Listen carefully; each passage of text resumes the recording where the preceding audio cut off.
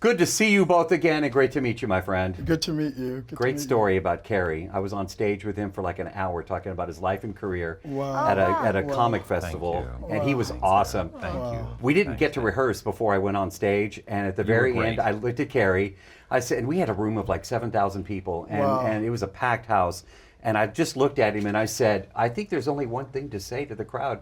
And he goes, as you wish. Yes! And we didn't even rehearse that. And people still talk about that moment. That's I'm not even kidding. epic. When your name comes up, they said, Dave, did you rehearse? I'm like, no, Carrie just kind of took my lead. So, again, thank you for that. This movie is just, I went to the Churchill Bunker once, I should say. We're in London on a trip here, and it's fascinating. Now I learned this story. What did you know about any of this before? I knew quite a bit because my grandfather was in special operations. So growing up, he was my real life hero. He told me about his exploits and during the war. And when I was working on Operation Fortune with Guy in Turkey, I asked him what his next project was going to be. And he said, I'm making this World War II epic adventure movie about special operations executive. And I go, my grandfather was in special operations. So I convinced him then and there that he had to put me in the movie.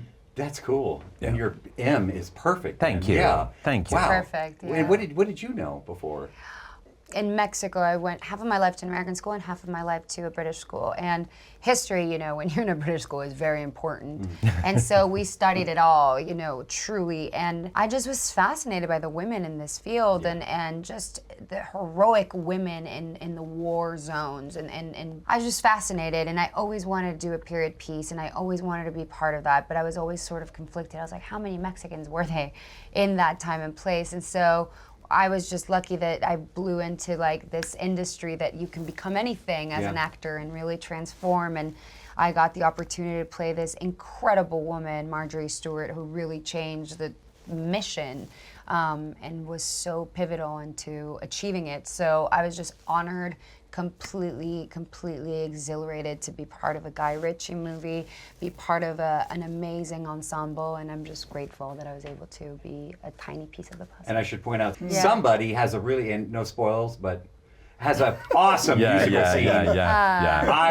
Look, chills. You're so I'm sweet. going to find that somewhere just to enjoy that song. You're so lovely. Honestly, that is one of my lovely. favorite moments of the movie. Oh, thank you. All right.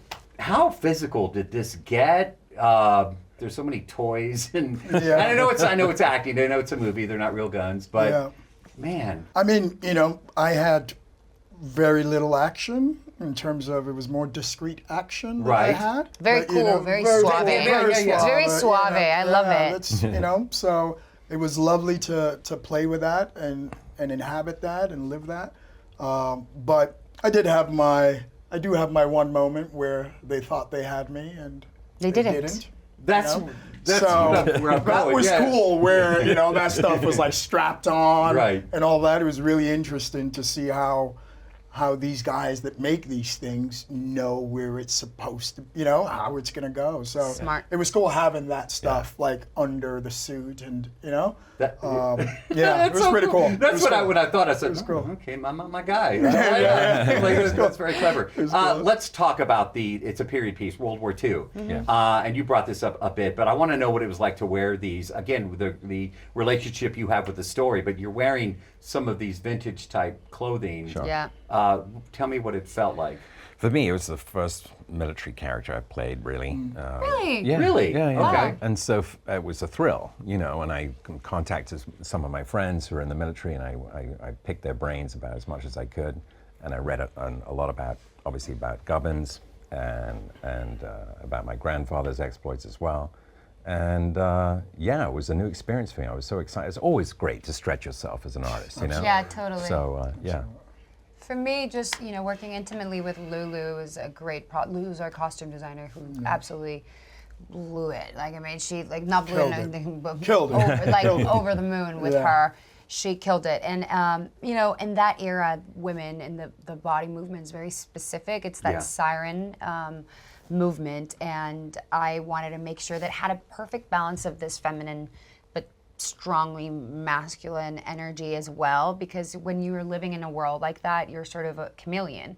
And the wardrobe becomes so crucial. I Right. mean, she was to the detail. She found vintage shoes, vintage like originals, my garments, like everything that I wore underneath. Even though you wouldn't see it, I had everything because it just changes you.